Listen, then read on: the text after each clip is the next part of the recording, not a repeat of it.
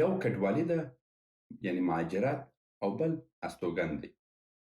د استوګن ویزه او د مهاجرت ویزه جدا ده.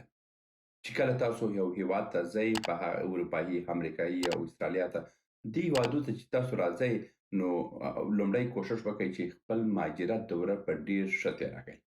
قوانین مراعات کئ او خلکو سره ښه چلند ولرئ، ځکه چې دا ټوله مثبت پوینټونه دي چې ستاسو تاریخچې ته او ستاسو معلوماتو ته اضافه کیږي.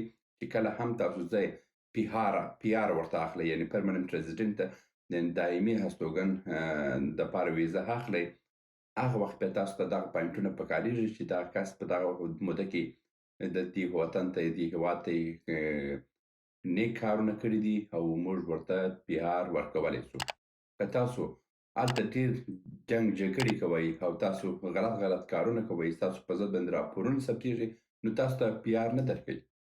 تر څو چې تاسو پی آر نه شئ، تاسو ته بیا تابعیت نه درکوي. نو کوښښ وکړئ چې تاسو پی آر اول واخلئ او وروسته تر پی آر د تابعیت په لټه کې واوسئ او قوانین ټول مراعات کړئ. مننه.